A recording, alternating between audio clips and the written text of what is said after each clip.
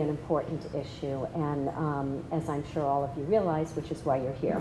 Connie Sobczak is the co-founder and executive director of Body Positive. She has been a leader in the movement to prevent eating problems and improve the self-image of youth and adults for the past 25 years. She's the author of the new book, Embody, Learning to Love Your Unique Body and Quiet That Critical Voice, which we have some on hand to sell at the end of the evening. She develops the body positive curricula and training materials. She facilitates the Body Positive workshops for the general public, and she trains student groups in middle school through college to develop peer-led body positive programs. Connie's video, Discover Your Healthy Weight, was a Grand Festival Award winner in the 2009 Berkeley Video and Film Festival, and she was a 2008 semifinalist for a Volvo for Life Award honoring real-life heroes. Please join me in welcoming Connie. Thank you, Lynn, very much. It's a pleasure to be here. One of my favorite things to do is to talk to parents. I love it. I am a parent myself. I have a 23-year-old daughter who grew up with the Body Positive. She's one of the reasons I started the organization way back when, in the mid-90s. So tonight I'm going to just briefly talk a little bit about my story and how I got here. And then I'm going to go through the Be Body Positive model that we teach. We have 5 competencies. We call them competencies. They're skills that people practice, and when they do, they come to a very peaceful relationship with their bodies and food over time. And then we're going to do just a quick activity. I have a few video clips to show you, but we're going to do an activity to let you experience what we do. So my road getting here tonight was that I was a teenager who developed body hatred at around the age of 12 in the 1970s, and was really led easily by my peers. But one of the main things that happened to me was when I was probably a little bit older than that, my sister Stephanie, who was 4 years older than I was, had a lot of shame happen to her around her body size. She was very tall, she was 5'11", and she was a big person naturally, and probably had developed binge eating, excuse me, as a teenager because of her poor feelings about her body. And then at the dinner table, my dad would make a lot of comments about her food and her weight, and are you sure you want to be eating that, Stephanie? And so she ended up really getting more of sadness around her body, and so she went to Weight Watchers and lost a substantial amount of weight, regained that weight like 95% of people who go to weight loss programs, and then developed an eating disorder. She developed bulimia after that. And I didn't know about that, but my friends also taught me, and so we both were eating disordered teenagers. And it was just a really intense time because we bonded over that, and I was bonding with all of my friends over the same thing. And there was no one there to say there's another way to be. You can love your body, and we can think differently about food, and we can have a peaceful, joyful relationship and honoring our genetic inheritance, and we may be tall or short or fat or thin, and we can actually love who we are.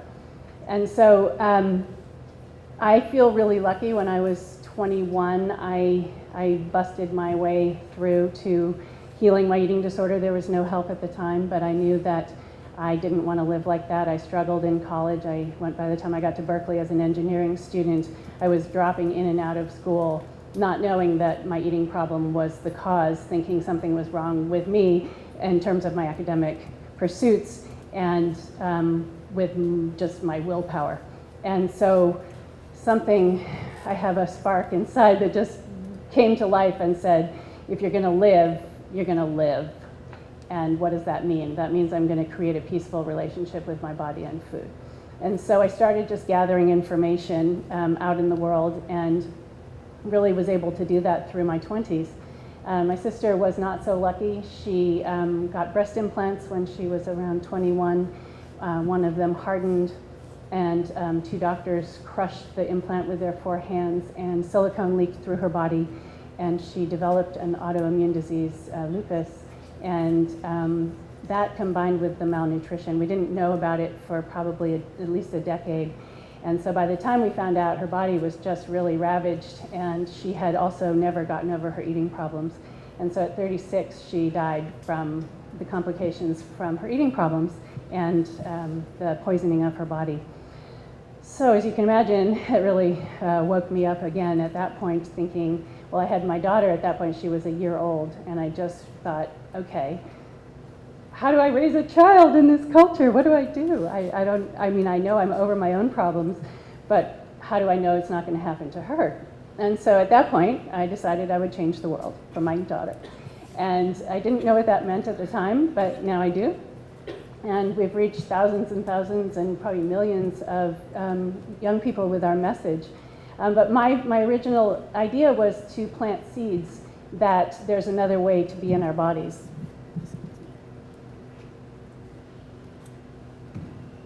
And so I was really lucky because I met Elizabeth Scott, who is a social worker in Marin County. She has a private practice in San Rafael and treats mostly youth with eating problems. And so we started a peer leadership program. I was interested in doing videos, and I wanted to come at it from the creative side and create materials where peers could speak to peers. So teens would be giving the messages to teens. And she was working actually here. At the time, her office was right across the street. And she was doing a group for students who were struggling with eating disorders. And as a social worker, she felt like she really wanted to do something in prevention. She didn't want to just sit and wait for them to come to her. And so she was thinking about starting this leadership group, and then I came along. And so together we wrote a grant and we got funding, and we actually started our very first teen peer leadership program here at TAM in 1998. And it was running for a really long time. There was a school counselor here that kept it going, and the student leaders would go speak at Mill Valley Middle School, and then by the time the students from middle school got here, they joined the ongoing group that was on campus, and then some of them would become the leaders. And so this kept going over many generations of students. And so we've been doing that work since 1998 at many, many schools around the Bay Area mostly, and in California. And then probably about 7 or 8 years ago, we started working with adults as well, along with middle school students to do these training programs. So now we have peer-led programs on middle schools, high school, and college campuses, and we do work for the general public, excuse me, through workshops and talks like this. And we have a parent group going now that Elizabeth's running with another therapist that's fabulous, and I can share more about that if you're interested. So that's the history of the Body Positive. It's been really amazing. I think the most amazing thing is I'm still in touch with some of those students that were here at TAM in 1998 that were our first leaders. And what I've seen in all of the leaders, at least the ones that keep in touch with us, which is most of them, because they never go away, they get involved and then they just want to be involved, and so they keep coming back or letting us know what they're doing. And their lives are different. And it is what I imagined when I first started, thinking that we can create evolution here, that we can not pass on and not continue this cycle of every generation having eating problems and having then that passed on in one form or another, and that we can really change culture. And whether it's not being able to change big mass media, we can change small cultures, and we can change our school cultures, and we can change our community cultures and family cultures to really honor, first of all, honor our ancestral heritage and know that we all come in different shapes and sizes, and we have so much diversity in who we are genetically. And then how do we care for ourselves from a place of self-love? How can self-love be our motivation for good self-care in terms of our food and our movement and rest and all of those things? And so that's what the Be Body Positive model is all about. So I left my little clicker in Denver last weekend. So I don't know if you want to just push the arrow for me, or that would be lovely. Thank you so much. So this is the Be Body Positive model. And as I said, we have 5 core competencies. They are skills that we've seen that when people really practice these, and I want to emphasize that this is all practice. There is no perfection. There's no getting there and then like, yes, I have self-love and I eat perfectly and I exercise perfectly and I rest when I need to, and we're human beings. And so this is a model that really honors that human beings struggle at times. And what I like to think about is, what does it mean to live in balance? And balance means that we get out of balance and then we come back into balance. So there is no, I've gotten into balance and I'm going to stay here, but I think of it more as this fluid place of like, whoa, I've been traveling. Okay, my eating habits are different when I'm on the road, or I'm depressed, or I'm sad. I have had loss in my life, and so I'm struggling with different parts of my self-care. So it's practice, and it's the same with our children. We're teaching them to practice. We're teaching them that it's okay to make mistakes, and that when we do make mistakes, if we don't beat ourselves up, we can learn and grow from those mistakes. So the first is reclaim health, and that is that we really acknowledge that we are the experts of our own body. And this doesn't just happen because it could. When we were babies, we knew we were the experts of our bodies. We knew when we were hungry and when we were full and when to sleep and when we, fill up the diaper. And I mean, it just happened. So it wasn't like there was any thought around it. And as we grow, it gets more complex to take care of ourselves.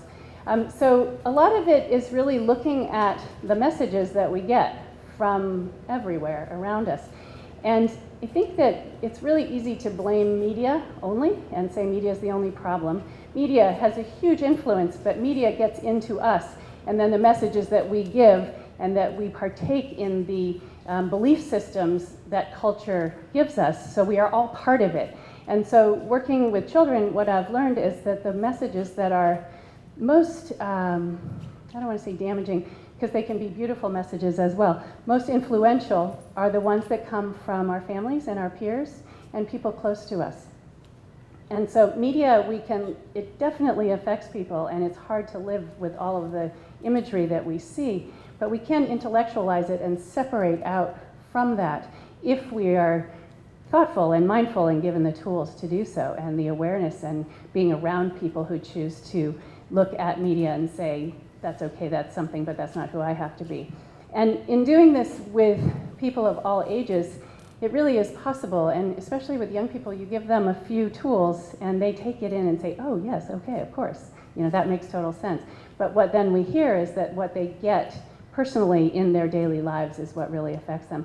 So examining those messages, looking at them to see what they are, which ones are useful, which ones improve our self-care and make us feel better about life and ourselves, and which ones don't. And then learning how to be able to say, I want more of these and I want less of these. And again, over time, this is a practice. And it's really important in doing this to honor, again, as I said, that we come in different shapes and sizes, and that health is not based on weight, that people have a natural weight, that we have a genetically inherited set point weight range that we stay in for the most part. As we grow, that changes. As we age, that changes. But for the most part, genetically, who we are our weight is determined by who we come from.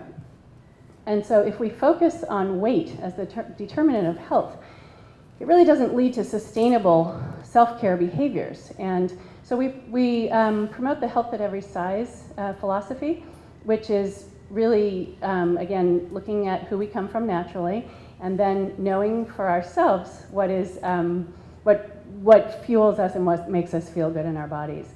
And doing that over time, we do become the experts of our bodies.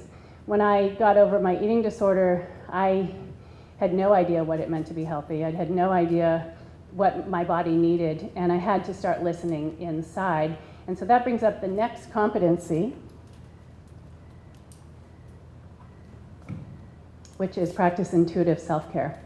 And that's how we can live in our genetically inherited bodies and treat them well and get to live in that set point weight range. And again, emphasizing it does change over time, especially as we age, and it's supposed to. So this is really this deep, intuitive listening. What do I want? Okay, I'm going to try and get as close to what I want as I can in terms of food or movement or rest or other things or partnerships or whatever it is. And how do I feel once I get what I want? Oh, I feel great. Okay, that's a pattern. And my body feels healthy, and my body feels like it's nourished. I have energy. Okay, so that feels good. Okay, what if I do something and I feel terrible? Okay, well that's, if we don't beat ourselves up at that point, then we have this opportunity to learn something. And so we can start fine-tuning this listening process to the point where it can just be a sort of unconscious scan of what do I want? Oh, I need something green, or oh, I need something red, or I need some carbohydrates today, or I need some of this, or I need protein. And in terms of food, or wow, I'm so tired, I've been exercising so much, I really need to rest today. Or I've been working really hard at my job and I don't have the energy to go out and do that, that's okay. And so the thing about this is over time there's so much balance. We really can balance. And in raising children with this, it's phenomenal to allow them, our job as parents is to help them be able to make these decisions by the time they leave home. Because if we're constantly telling them, you can't have this, you can't have that, you shouldn't eat this, you don't eat that, teaching them about nutrition and teaching them about a wide variety of foods and why it's important to eat balanced meals and to have some foods some of the time and some foods, less of the time. And all of that, the education is really important. But as one of our TAM leaders said, who was one of our first leaders, we were at a nutrition meeting for the county, and she said, I know everything about nutrition. I can count calories from across the room. I can tell you what's in that and what's not in that and what I should do and what I shouldn't do. But what I need is emotional nutrition. And so in teaching children about nutrition, it's really important to help them listen to their own bodies. So I'm hungry now. No, don't eat that because you will spoil your dinner. Well, the person is hungry now, so we have to think about how can we honor when someone has hunger and how can we honor when someone has fullness. And it's complex and it's incredibly simple. It's just like when someone was a baby, as I said, you spoon feed a baby, and as soon as they're done, they'll go bleh, and out it will come because they're full, and they know when they're full. And so how can we get to that place of, as much as possible, all of us getting back to that place of, I'm hungry, what am I hungry for? Okay, that's what I did. Okay, that worked this way, I learned that from this, and now I'm full. But oh, today maybe I overate. Okay, that doesn't feel good. It's okay, I'll try. It doesn't mean I have to go on a diet tomorrow, because we know that dieting actually causes weight gain over time, and it causes such it's so not sustainable as a way of eating that if people go on that yo-yo, I'm gonna overeat, and now I'm gonna undereat, and getting on that whole track, that's really, really damaging to one's health. And again, it's not sustainable, and what we're looking for is sustainability. And all of the research shows that intuitive eating and that deep listening process is the best way to relate to food. And again, it's not perfect. People make mistakes. I have a story that I always tell, and sometimes parents get freaked out because I let my daughter really try things out. And one time when she was probably about 5, she wanted a soft-boiled egg. So I made her a soft-boiled egg, and then she wanted another. And I said, okay, and I made her another. She wanted a third, and I started asking her questions. How does your tummy feel? Oh, no, I'm fine. And I was starting to explain the difference between mouth hunger and tummy hunger. And no, I want it. And she ate 5 eggs. And then at that point went, I don't feel very good. And I was like, that's okay. That's all right. That's how you learn. So next time you'll know that maybe that's too many. She didn't eat eggs for a month, and then she was back on eggs. So that's sort of an extreme. Elizabeth's daughter did something with honey where she just kept pouring honey in her tea. No, I need more. And then afterwards was like, oh, that just doesn't taste very good and I don't feel well. Okay, that's all right. Maybe now she learned how many teaspoons of honey was just the right amount. And so if starting at a young age doing this and wishing that I had had this as a child, I'm seeing how easy it is to make decisions about food. Carmen went to Berkeley High, and everybody went off campus, and I watched those who were intuitive eaters be able to make decisions about what was around them in a different way. And most days they went for the really beautiful foods that were around, and every now and then they would have gelato for lunch on a hot day and sit in the park. But overall, their balance was there, that they knew what their bodies needed. So it's, and the same with movement. It's tricky for athletes, and so I want to honor that those of you who have student athletes, there's a lot of pressure to eat in certain ways, and there's also a lot of different nutritional needs, and there's different needs for movement or requirements of movement. So again, it's really each individual person has their their needs. And the more that we can get every single person in touch, and what I do is very different from what you might do. And Elizabeth and I are both intuitive eaters, and we eat very differently. And so honoring that each body has a different need, and doing the best that we can to really, I always come back to, what do I want? And I don't say what do I need, because in my own personal life, need is associated, or used to be associated with should, and should was always related to guilt. And then guilt would lead me always in the wrong direction, and I was bad. And so therefore I was going to rebel against myself and then do the opposite of what was really actually what I needed at the time. And so I go to, what do I want? And so what do I want can be like, ooh, as I said, like I want something green, or I need red and crunchy. So that means I'm going to build a meal around a red pepper. I don't know what that means, but starting like that, down to that level of really asking my body what it wants. And this doesn't happen all the time. Tonight it didn't happen when I was getting something to eat. I ran into Lynn at the market just trying to get some food in to know that I was going to be talking. But we do the best that we can. And so the best part about this that I've seen, and this was unexpected when we started doing our work, is that when young people, and actually all people, but we've mostly observed this in growing and developing people, is that when we listen to ourselves in terms of the fundamental needs for food and movement and rest, that the intuition is really heightened for everything. So relationship choices are way different. And because it's like, oh, nope, that doesn't feel good, or I don't want that, or I'm going to try it, oh, nope, I don't want that. Or as Elizabeth said too, when a young person is the expert of their own body and not listening to outside authorities, either from their parents or somebody else, that when it comes to other choices, like around drugs or sex or different things, they're going to make choices based on what they know instead of following what someone says because someone else is the expert. And so that's why this is really, really important, and it's hard because it's giving this little bit of freedom to make mistakes, and it's giving this freedom to say, I'm going to give you information, and I'm also going to trust you to be able to figure out inside of you what you need. So, but it pays off, and when they go off to college or go off in their lives, they really have this better sense of how to take care of themselves. So, but the only way to do this, and if you don't mind turning that one, thank you, is through cultivating self-love. If we're going to live by trial and error and make errors, if we beat ourselves up, none of this works. And so what we really want to do is develop a practice of self-love, and we're talking really deep self-love. And again, it doesn't mean that we're going to not have bad days where we're attacking ourselves and beating on ourselves.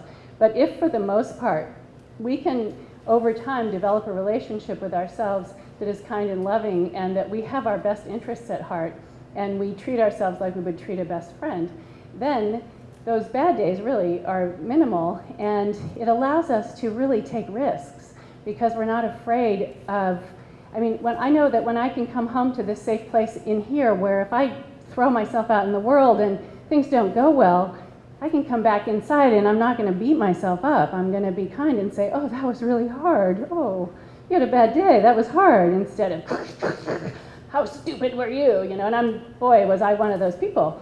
And what I love about this work is that it's all backed up by neuroscience too. And brain plasticity is such a wonderful way to show that doing this practice really works. The more that we look and are mindful of our critical voices, and this is what we do in all of our workshops with people of all ages, that's phenomenal transformational work, is that if you address the critical voice and the critic in you, and then you are aware of it, then you step back from it and do activities to pull yourself away from it and see it as just one tiny part of you, but then be able to fill in that other place with all of these other parts of you, and the loving kindness, and really adding that in, we can then turn our critical voices into allies, and we can see why they're there. They're there to most likely protect us. That's what I see. Mine, that I look back in time, and especially from high school, oh, I was so mean to myself. And I had this voice that told me all the time, you're so stupid, shut up, shut up, shut up. All the time, it just would beat at me to be quiet. I'm a very outgoing person, and looking back and seeing my life, I was really vulnerable because I shared everything about myself with every person that I came in contact with. I didn't have any filters of who was safe to share my story with. And so, of course, I got attacked, and it all came back on me, and I got called horrible things because I didn't know when to, who to talk to and who not to. I had no discretion at all. And so looking back at my critical voice, it was just trying to protect me. It just wanted me to be careful when I was out in the world and to know who I should be talking to and who I shouldn't. So take a moment and think before you speak to this person. But what I realized is I'm still a very open person, and I tell most people everything about my life still. But I have self-love as my protection. And so I got to be able, I keep doing this because my critic sat right here and yelled in my left ear. And I got to be able to say, it's okay, I love myself. And so if people are mean to me or have problems with me now, it doesn't matter. Age does help with that too, I have to say. Thank God for aging. But I really, in doing this practice, I realized that, and I've seen young people do it too, and I'm surrounded by really young people all the time, and watching them do it too. It's such a beautiful experience to see, and to see the risks that they take with their lives. They just, as one of the other TAM students said, who was our first leader, she said, if you're not afraid of someone calling you fat, then you can do anything you want in the world, because that's the worst thing someone's going to say to me. I can handle that. I'm fine with whatever anybody says to me, so nothing's going to stop me. And so this idea of we can really cultivate and again work with these voices and move them out and usher in these really kind and compassionate voices, we can make change in our lives. And we can free up all that energy that's used to beat ourselves up to go out and actually have self-expression and do things in the world. You can go to the next one. Thank you. So part of this, once all that's done, and it all goes hand in hand, and there's no order really in this, it's just we sort of had to put them in order, but we know that really addressing beauty is very important, and a lot of the body image work says don't talk about beauty. Some of it's saying let's just look at media imagery and to talk about how bad it is. Other ones are like, just only talk about inner beauty, and it's not okay to think about outer beauty. And what we've realized is that beauty is such a necessary aspect of our lives. It's so important. There's a wonderful book, bless you, called Notes on the Need for Beauty by an author, she's an artist as well, named Ruth Gendler. And I love the book because she talks about how much we need beauty in our lives. And doing this work, and after reading that, sometimes I'm overwhelmed with how much beauty there is. I see it now, and so for me, if I can start my definition of beauty with myself, it's not from a place of conceit, it's from a place of I am a human being on the planet, I have a life, I have inner and outer beauty. It's all combined, and when I'm in alignment with myself and having more self-love on those days, that I feel like there's this lift, and that's what beauty is. It's this totality of who we are, and each person gets to have that. And we have a right to say, I have beauty. And when I do that, there's so much more beauty in the world. I mean, one of the reasons I love this work and speaking to groups is that you are all now part of a new canvas for me, a painting of what beauty definition is to me. And I don't think any one of you should be different than you are to have beauty. I see it in you just as you are. And collectively, all together, as this group of parents, this is what beauty is. So we're going to do a little activity on that later. But it's really important. And when we're talking to teenagers, the first thing that comes up is, well, I'm going to be called conceited. Yes, you are. And so this is why we create body positive communities where people have this safe place where they can say, aren't I fabulous and great, and wow, I feel so beautiful today, or whatever. And we can have these very positive statements about ourselves. Maybe you don't want to do that everywhere, but this beauty piece and redefining beauty, that we don't have to just let somebody else give beauty to us. We don't have to let a peer, a partner, someone we like and have an interest in, that they get to tell us what beauty is, that we get to start it from ourselves, and then we bring in the people who respect and see that beauty, and that they want to be with our beauty, and they honor our beauty, and they're not trying to change us. I can't tell you how many times I changed myself to try and be beautiful for whatever person it was when I was young that was telling me I should look this way or that way, and you need to lose weight, you need to gain weight, you need to do this, you should cut your hair, you should grow your hair, you should straighten your hair. And I would be like, okay, and I would sort of do everything because I didn't have this center and this core of this foundation of self-love, first of all, and this understanding that I had a right to know who I was and see my own beauty. And again, I believe that my sister would be alive had she been given this message in high school.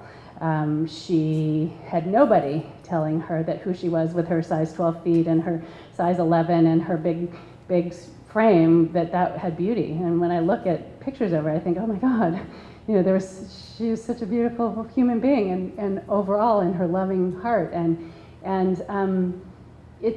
We're losing people because of this. We're losing people because this message of what we're supposed to look like. And this is where media has really damaged us. It was there when I was growing up. It's intensified a million times since I was a child, but it was there then, and every one of my friends hated what they looked like, and this has just been going on for a really, really long time. And so we can change it. We have a website called thisisbeauty.org, and I'm going to show you one video from it later if we have time. It's our beginning. Elizabeth had this idea from being in her therapy practice of hearing from one of her clients who had never been told ever that she could have beauty or that she could be free from her eating problems. And so Elizabeth was thinking, wow. She got inspired by It Gets Better, which is a site for LGBTQ kids who are struggling, and so it's all these people saying it gets better. And so Elizabeth was inspired. So we have all these, we have people on video and we have people in photographs with beauty statements. And Deb Lester's daughter was part of our first focus group on this project. And just being in the room with a group of teenagers and everybody going around and saying, my beauty is, and my beauty is, and my beauty is, the energy in the room is just so uplifting, and it's phenomenal what can happen when we do that. And so everybody gets to share that with other people. So check it out, thisisbeauty.org, and we invite people to add their own beauty statements. So you can take a photograph and add your statement, or you can write a poem, or do a video, and we're getting schools that are doing videos and things like that. So it's really fun, and it's really, yeah, I don't know, I love it. The more I spend doing that part of it, I really feel better about life. It just makes me really happy. And none of this can be done, thank you, without community. And that's why we're here tonight. And that's why we do this work. We are creating body positive communities around the country. The work is spreading around the world through our videos and different courses that we do. But what I've seen, and again, why we started this work, is to bring people together who want to have peace in their bodies, who want to be able to live from this place of I have a right to feel good about who I am. Yes, I may want to make changes in my life. Yes, I may be out of balance, but the way I'm going to get back into balance and the way I'm going to make changes from this place of self-respect and ultimately really this deep self-love and connecting with other people from a place of compassion and from a place of relating on who we are instead of what we're not. So we don't get together and talk about how we want to lose weight or how we want to, this is bad, I'm bad because I did this and I'm going to be good and help me be good by helping beat me. It's more of like, you know, what's going on in your life and how are you doing and what are you struggling with? But can we do it from this other place where there is respect for self, starting with respect for self. So that's the model. We have a couple options now. If you want to ask some questions now, and I think that would be great. I would love to hear from you, and then we can do video and other things later. How's that sound? What time is it? I just want to be... Okay. Oh, we have lots of time. Okay. Yes? Could you just role play that one? You said that one part. If your child, for example, starts eating snacks, chips, whatever, it would ruin his dinner. I mean, I run into that all the time. When I was growing up, it was like, okay, no eating after 4 o'clock. That was sort of the thing. Right. So maybe not chips or something like that, but how about dinner right now? If you were really that hungry, why don't you eat a meal? Right? Then go find a way to have something there. Right, it's tricky. It's very tricky. So for me, it's really that honoring of when is my child going to be hungry? How can I have food there that they can have? Some days they're going to eat chips. If it happens every day, then maybe talk about other foods that would fuel you for this time period. And I also want to say, I don't know if you all remember being a teenager, and some of you are teenagers here, so you probably do remember. But I mean, I ate sugar and I ate fast food. My mom would not let us eat fast food, so my sister and I would go and sneak and get it. So that didn't work. But we balance over time. I mean, and the other thing is we all grow up and we're okay. So I'm not saying don't worry about nutrition. I'm saying it's okay. Just it's not always perfect. And that the less nutritious foods are going in, that over time, I mean, when my daughter went off to college and she came home and we eat really natural foods and mostly organic foods. And so she's like, oh, Mom, I can't believe it. You always and you have mixed greens and you have all this stuff. And, you know, now she's a little bit older and she's calling me for recipes. And what was that? And she's like getting all this really beautiful food. And when she did that, I was like, yeah, that's good. And, you know, she's like, we just eat this and we do that. And she would kind of throw it in my face a little bit at the first 2 years of college. And I'm like, okay, so go try it out. That's fine. And look, so she comes back to it. So I think that if you, overall, you're teaching and you're giving and you're showing by example this really balanced, beautiful relationship to food, that they get it. And they may reject it for a while. And they may need to reject it. And they may come then back to it. So don't worry too much, is what I would like to say.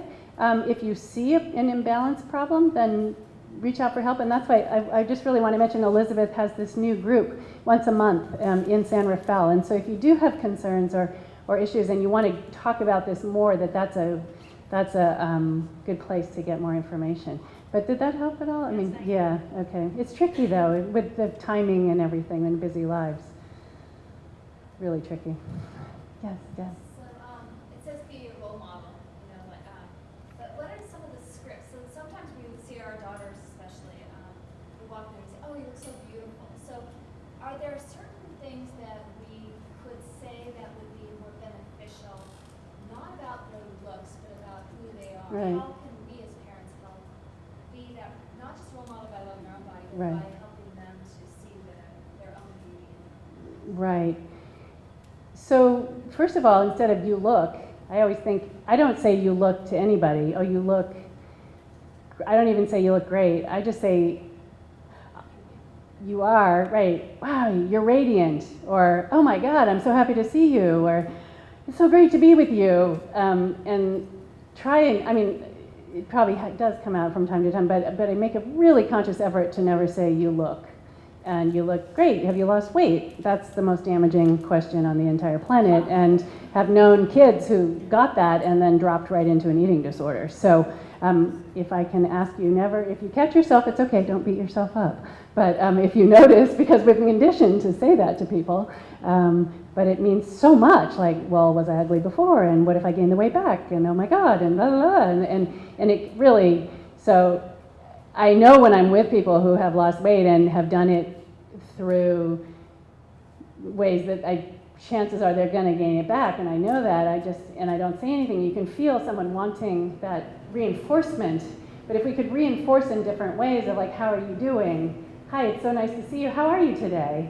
Oh, I'm so happy to see you. And with our kids, I mean, yes, you're beautiful, and you're smart, and you are talented, and you play sports, and you're good at it, and you do all these other things, and you're also a human being, and you're going to make mistakes too, and that's okay too. And loving them when they don't get it right, I think, is part of it too. But again, staying away from you look if you can, but also honoring their beauty as a human being. Yes. Well, I've just always wondered about the flip side to that. When you hear preteens, you know, regular healthy preteens say, I am so fat, Mhm. how fat I am. Well, do you have good language around that? Oh, and this is where it's really hard to be one parent isolated fighting against the entire world, because they're getting it from everywhere that that's the statement to make. Hence the reason we have body positive peer-led groups on campuses, because then their peers get to say to them, where did you hear that? That's not how we don't need to talk about that. So that makes it a lot easier. And for raising my daughter, I have to say I had it was a village, it was the whole body positive community. These TAM girls were her babysitters when they started college and moved to Berkeley, and they babysat my little girl, and so she was around them and she was around all these diverse people who were doing this work. So I want to say as a parent, it's not going to be, it's you against this tremendously big world, and they're not going to believe you necessarily. And so Elizabeth always talks about, where did you hear that? What makes you think that that's a problem? And then you can start a dialogue. Oh, well, so-and-so said something to me. And sometimes they may just shut you up, but sometimes you may actually be able to start a dialogue and say, well, you know, so-and-so either, you know, called me fat today at school, or someone made a comment about this or that about me, and I feel lousy. And again, really coming back to that, fat is not a feeling. You know, it's just a symptom for something that some people have fat on their bodies and some people don't, and that's okay. So there's a lot of education in terms of, if they're just getting one piece of it and they're not getting this understanding of genetic inheritance and looking at all the ancestors and things like that to honor what their own body is, and maybe their body's changing and so they're out of balance because the hormones are bursting and things are happening and they are putting more weight on, or, you know, doing all of the growth things. It's overwhelming. I know just going through menopause, my body's changing, and some days I'm just kind of like, what's happening? It makes it harder to be okay with the physical body when changes are happening. So starting that conversation with questions, whatever feels appropriate in the moment, trusting yourself to know to ask the right question. But where'd you get that idea? Instead of, no, you're not, because that just shuts the door. Of course I am, Mom. I don't believe you. Does that help? Yeah, it's tricky. And again, I really, really emphasize, if possible, finding ways to get them involved in peer groups or starting something where they can be involved to have this message from their peers. Yes? Well, what are your thoughts on clothing?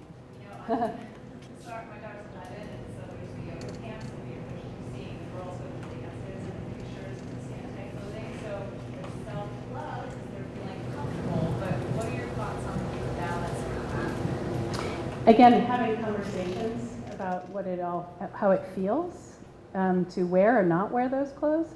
And I think sometimes that it's important, it's tricky to not have what everybody else has can be really harmful in some ways. But having what everybody else has only because they have it and they don't feel good wearing all of that, and they're not making that choice because it's what feels good to them. So getting a dialogue going, how does it feel to do that? And talking about, so does it feel like everybody's doing this and this is why, you know, you want to wear these, or do you feel like this feels really good to you? And why do girls want to wear these kinds of clothes? What do you think's behind it? And I did a lot of, wow, you know, it's really hard because I know that so many girls, and boys too now, more and more boys, but I'm going to just talk to daughter at the moment.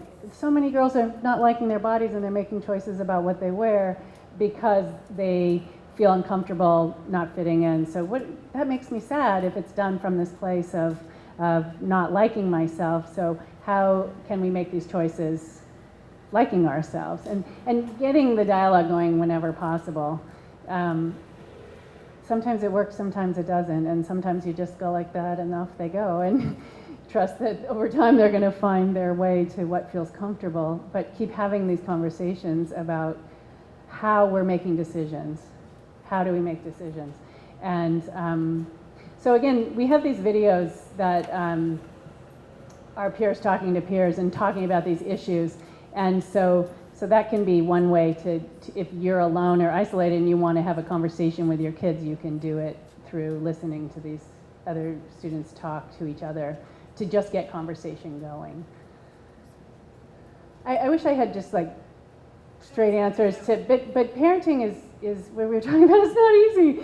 And you know, again, we're going to make mistakes, but the more that we can honor that our children are going to do these things, and then how do you feel after, even if they go out and then it was like, oh my God, I felt so exposed and that didn't work, and I come home and then you have a conversation. Okay, so how do you want to feel when you go out?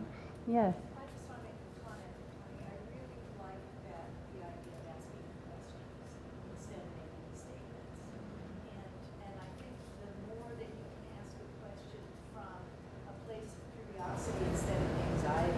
right, that's a really good point, yes. And, Yeah. and just Yeah, what are you? right, right, right, right. Not what are you thinking? What are you thinking? What were you thinking? And then sometimes it's appropriate to say that too. Because parents get so riddled with fear that you Right. edit everything. Right. And then you're not who you really are. Right, exactly. There's humor in all of Right. that as well, which- And you just nailed it. Have humor. This is being a human being. That's what I've realized is it's really a wild ride to be a human being. And if you don't have humor, it's really hard.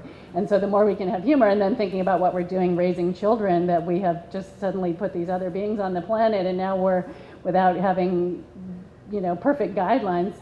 It's all trial and error. And again, coming back to listening, it's the deep listening. It's using your intuition. And one of the things that I did a lot with Carmen was when we would get to a new phase where suddenly there was this push-pull and the communication was getting off, and I was telling Lynn earlier, I would ask her, I noticed that we're both changing, that you're in a new phase and that I'm sort of shifting here, and it seems like our communication's off. How do you want me to talk to you? What would make it easier for us to communicate? What do you need from me? And then I'm going to tell you what I need. Like, I might need you to step up. You want to be treated like an older person? Okay, then step up into this place, and I'm going to step back. But we have to do it at the same time.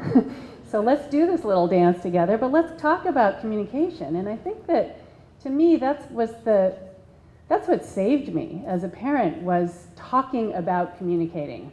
Because I think as parents, we think we're supposed to know everything and get it right, or we totally blow it and then we feel badly. But it's like those times when it doesn't work are those wonderful moments where we can have a growing experience. And I learned so much from my daughter all through every time we would kind of get into that. She was a kid who never would let me give her a timeout. She wanted to talk. So not every child is going to talk either. So that's the other thing to honor, is you might not have a child who wants to talk so much, but how can you have that place of, I respect you as a growing human being, and I want to hear from you what you need from me as a parent. But also, I am a parent, and I have your best interest at heart. That's what my job is to take care of you the best that I can. And so sometimes I might get overzealous with it and try and make you do things because I want you to be healthy or this or that and happy. But okay, so I'm going to step back a little bit. But just saying it out loud, I think sometimes just eases all of the tension. And then you ask them, what do you need? Wow, I'm so sad that you feel when you look in the mirror, you don't like what you see. That makes me really sad. That's another thing to say. That makes me sad. Where did you get that message? So it's this thing of just getting in there and remembering what it feels like to be them, I think helps too. And then asking them what they need. Yes? The one comment that I wanted to interject is that I think a big component of all this is patience. I've realized, for example, that my daughter started wearing a ton of makeup all of a sudden. And she had like the Tammy Faye eyelashes like this. And I was just like, oh, just cringing. And then just like we probably lived through that for a couple of years. And then just recently, now she's just like gone to normal. So now we're having the conversation. Right, exactly. So I really bit my lip Yes. for a while. Yes. And now that she's wearing lashes, I feel much better like this. Yeah. So I saw that window and I just There you go. snuck in. And Yes. I said, oh yeah, I mean, I didn't want to say anything because it's like, I told her, I feel as though you're just trying different coats. Right, and see exactly. which one Right, fits. right. And she says, and this one fits better. So I'm like, phew. Right. But it took time. Right. And I think as parents, we just want it now, right? Yes. You see the bottom on dress, Yes. you see this and you Yes. watch it, but it's like, Yes. Patience is, yes, wonderful. And trusting that a lot of these are phases, and trying out what other people are doing, and having to see what that feels like, and then coming back. And again, if there's a foundation of self-love or self-esteem, whatever you want to call it, then there is a place to come home to. So when I was young, I didn't have that place to come home to, so I kept getting lost out with what everybody else wanted. But if we're teaching them and giving them that sense of self, I think that that's the work, to be able to say, oh, I come back to this feels right for me. Oh, I tried that, but that coat didn't fit and didn't really work for me. It did for a couple of years, but now I'm this person. So thank you for that. Any other questions? Yeah.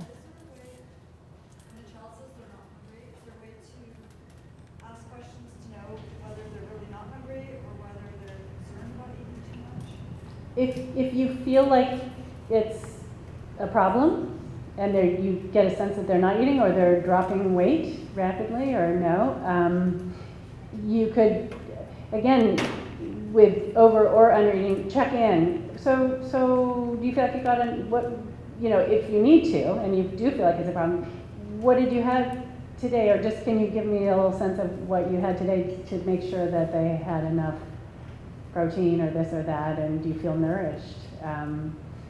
So how old? 12. I think you could ask that question. Yeah, I mean, I think if they're 15, then you're going to ask a different question. But at 12, so tell me, what did you have today? Carmen used to do a thing where she'd say, can I have dessert? And I would say, I don't know, can you? You tell me.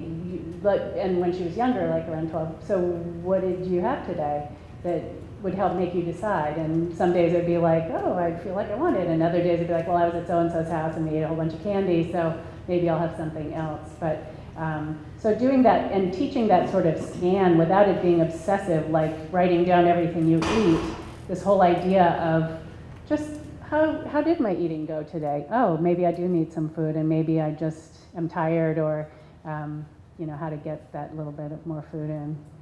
And checking in. Do you feel nourished? Do you feel tired? Do you feel like you have enough nourishment to do your homework, or whatever it is that they need to do?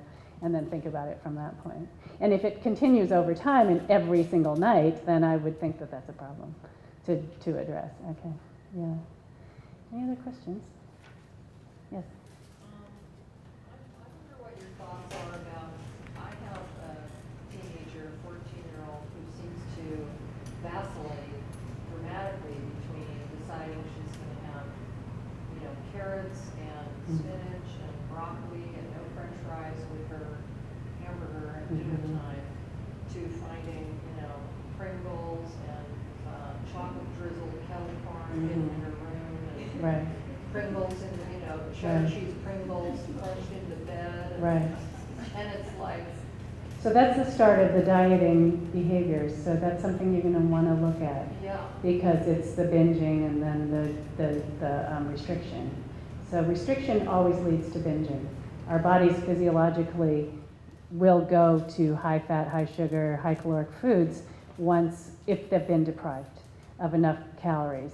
And so that's why diets fail, because we set ourselves up for deprivation and the famine response, and then it's just like, blah, I need food, and it doesn't matter what it is, and they'll put it in their mouths, and they will go for those foods.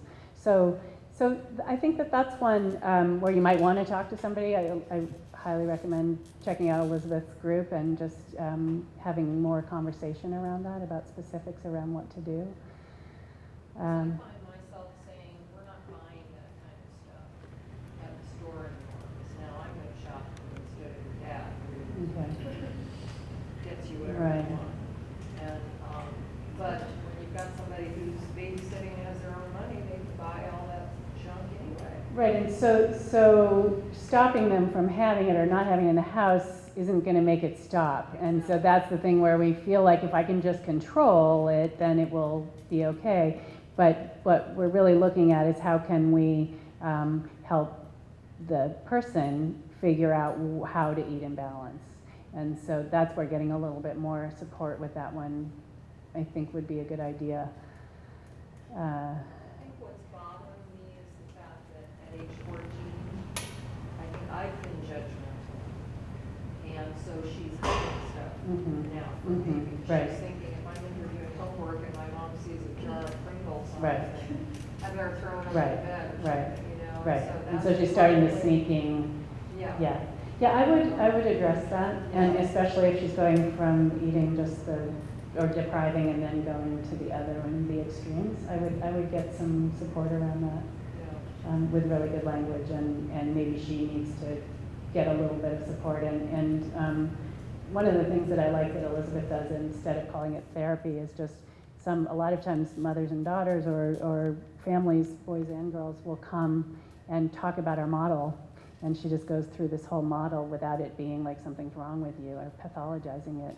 And so just learning about this whole idea of balance. So I would definitely check out her group, and I'll put these flyers out in the back, but I think that this parent group, the first one was just this last month, and So I highly recommend if you have more questions, and it's drop-in, you don't have to make a commitment for the rest of your life. You can just go once and see what you think, and then get some support, and then see how that works. You're welcome. Yeah. Okay, so I would love to, yes, oh my goodness. I'm going to show a short video from our This Is Beauty website, and then we're going to do a quick activity. And while I'm getting that ready, I don't know if anyone wants to stay in touch. We have sign-in sheets. We put out a newsletter just once, well, maybe twice a month. You're on our list, but if you want to pass those around, here's a pen. So if you want to keep in touch with us, we do events and we let you know what's happening, but it's usually just generally like once or twice a month, so we won't inundate your mailbox, I promise. So I'm going to put this video on. This one I'm showing, I have one that I wanted to show you of one of our former town students, but it's not that long, and this one.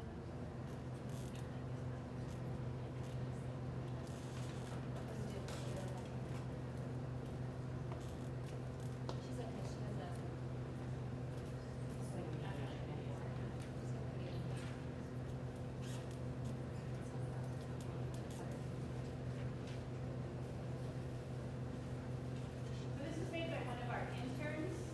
And a couple little sandwiches.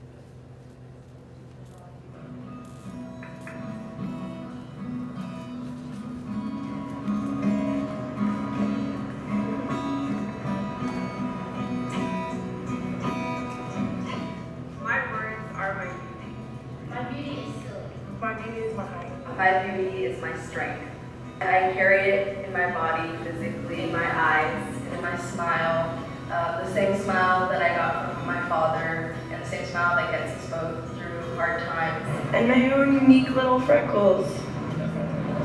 I just feel like it's so uniquely me, every little one. My beauty is curly. As a child, I always hated my curly hair, and I wanted straight hair like my mother and my sister. And now I've come to appreciate the uniqueness that my curly hair represents, and I'm different from my family, but still me. When I'm doing specific things that feel the most authentic to me, that's when I feel the most beautiful. My beauty is my tan arms that I got from my father's side.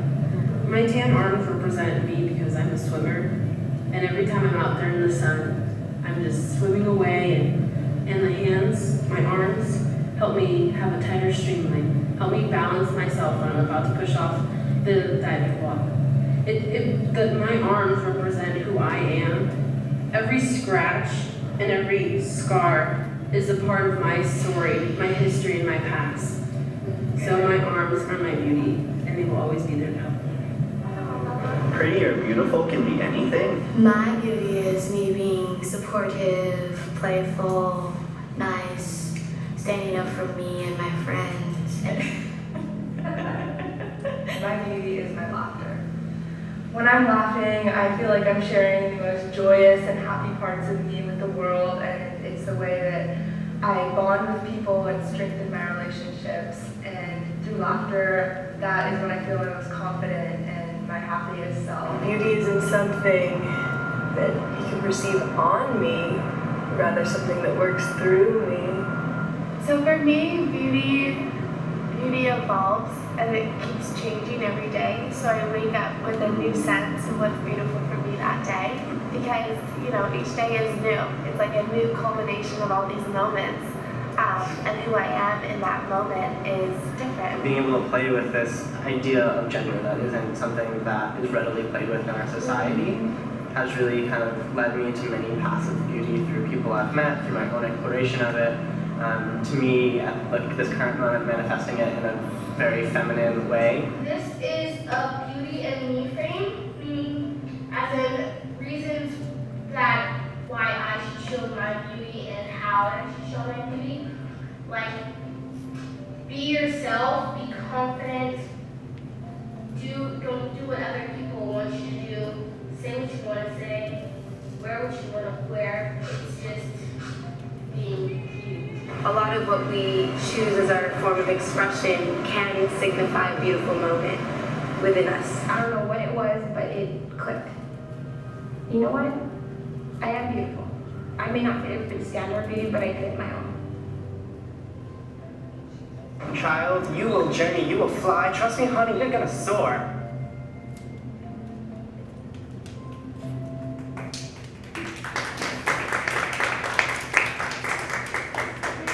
We really want more videos and more people contributing, so we kind of recommend that you join us by Adding yours.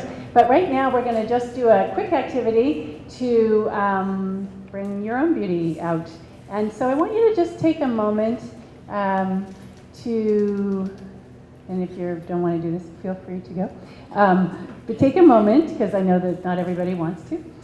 Take a moment to just breathe into your body and think about where you come from. And if you're adopted and you don't know who your ancestors are, think about who they might be. And who did you come from? And who gave you this body?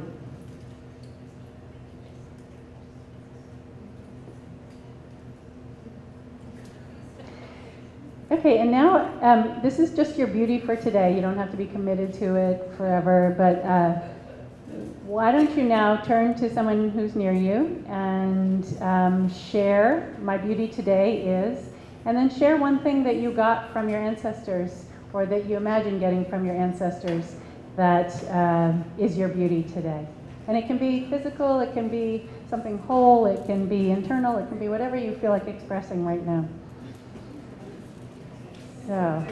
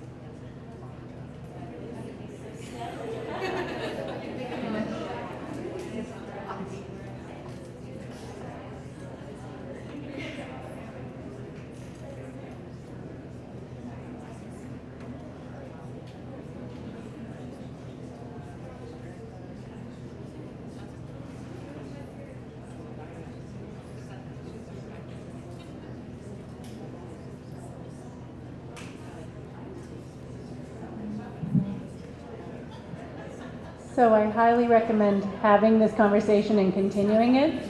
Right now, I'd love to have some of you share out loud what you learned about what beauty is. And you don't have to say the person, but what is a quality that you learned about somebody else tonight that's beautiful, that stood out for you? Yes. She was sharing that her beauty is and a gift from her parents is the way she sees things. It's just seeing different, I guess, whatever, the depth that they gave her, seeing things differently, or just seeing. Seeing instead of.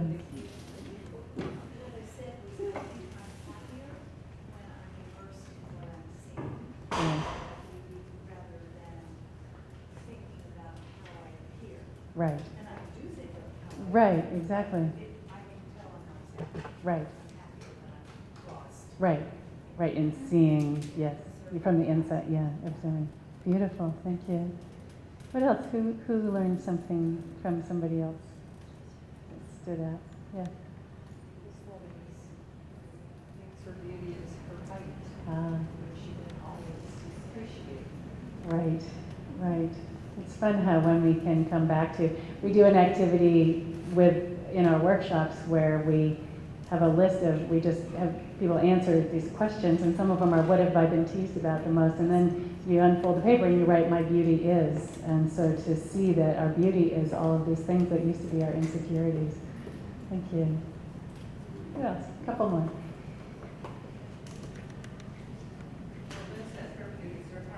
Mm. And I think that's Yes, yes, that is beauty, definitely.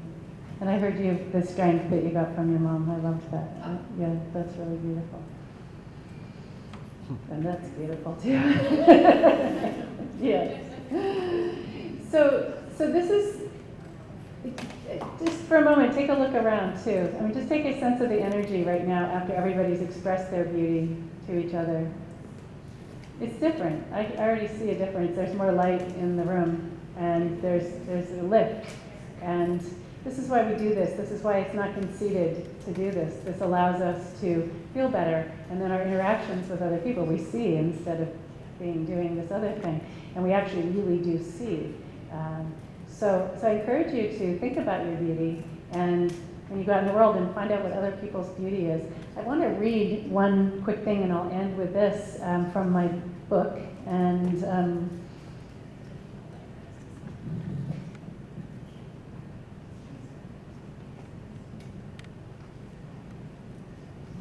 so this is written by one of our student leaders, high school student at the time, or she's in college now when she wrote this. Her name's Miranda Berry. At the age of 14, I really thought I was open-minded about beauty, but the appreciation was totally cerebral. I never actually felt the beauty in different sorts of bodies, never experienced it with my senses. Just before graduating high school, I began interning with the Body Positive.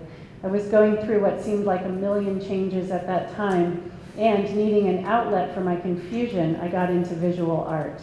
I drew pastel landscapes of the Mono Lake Basin Desert, created twisted patterns in the Stinson Beach sand, and made a variety of abstract watercolor paintings in my bed at night.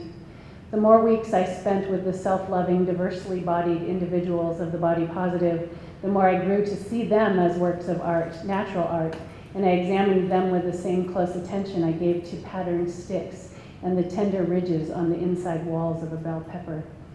As a kid, I liked to soften my gaze completely until my eyes lost focus and things became abstract, Rothko-esque blobs, no longer defined by their everyday purposes. At 17, I discovered that by letting my mind relax in the same way, I could stop measuring beauty by how closely somebody fit the ideal and start going by pure visual intrigue. There were so many entrancing things I had completely dismissed. Aside from their fascinating appearances, I found culturally shamed body parts especially beautiful because of what they represented. Wrinkles, for instance, are unique records of every expression over one's life, delicately crinkling and creasing into deep, firm lines. My mother expresses embarrassment about the loose flesh of her belly, but it is a product of all the stretching that allowed her to give birth to me, the squishy softness, a symbol of strength and flexibility that parenthood requires. I love that. My best friend's scars are another wonder because they show the body's amazing ability to heal, if only partially at times. My great uncle's age spots show a long existence of growing and learning, having access to memories of a time that I know I can never touch. And noticing these parts on others makes me understand the true beauty in what I used to call my flaws. I love my funny ears that stick out, the intensity of my facial expressions, my straight hips and subtle curves, the fast-growing hair under my arms and my short legs. Like everyone, I am a natural wonder deserving of awe. And it's so much more fun to live with this knowledge because I can actually experience the loveliness of those around me rather than acknowledging it vaguely with my head turned away. I see truly exciting things, and others feel delighted when I tell them what I see. We are breathtakingly beautiful when we let ourselves be.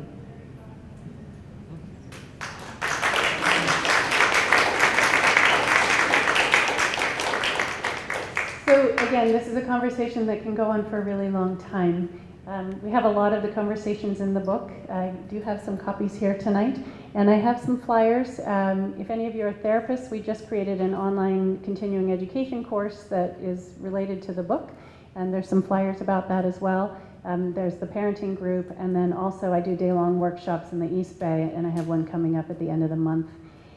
And something else. Oh, the leadership program. If you're interested in getting a group from TAM, we have a leadership training in 10 days. I know that's fast, but we have room for one more school. So Redwood or TAM, if there's any interest, grab a flyer and we can talk about whether it will work out to get a team there. So thank you very much. And I'll be in the back and you can answer questions. And if you want to get a book, I'm there too. So thank you so much for coming.